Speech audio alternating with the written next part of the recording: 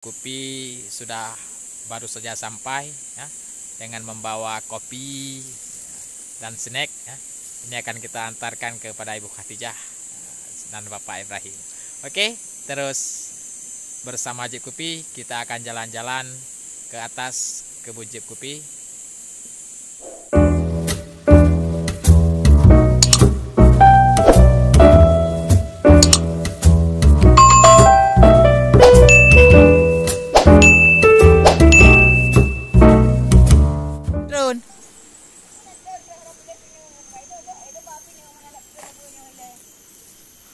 Putra?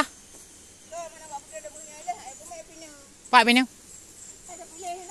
Istirahat le. Dia pilih tu.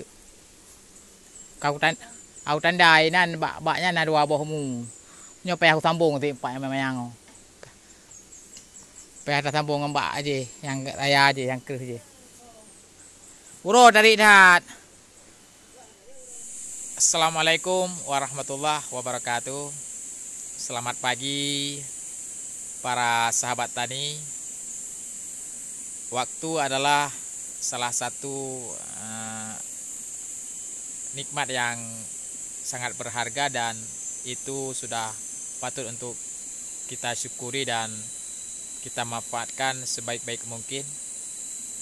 Di pagi yang cerah, Jeep Kopi telah sampai di dalam kebun dengan aktivitas yang sudah kita siapkan.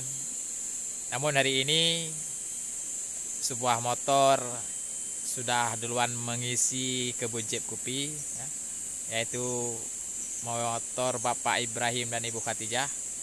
Kita akan melihat ke atas bagaimana Bapak Ibrahim dan Ibu Khatijah melakukan pembersihan hari ini.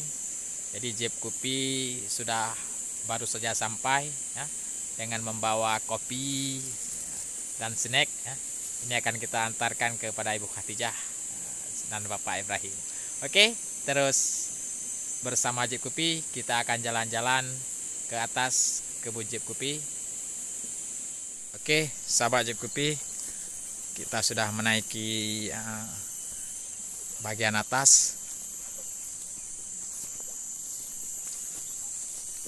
Kita melihat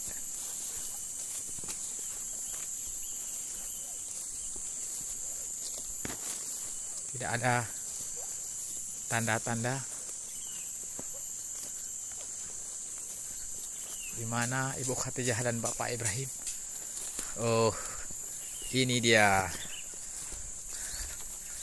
Kita sudah sampai ke atas.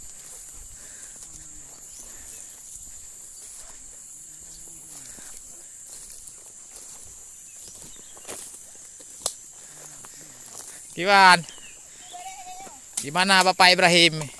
Ini sudah saya bawa sirap ini.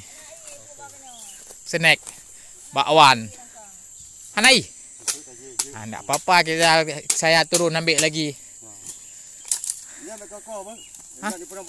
Apa ya? Udah 400.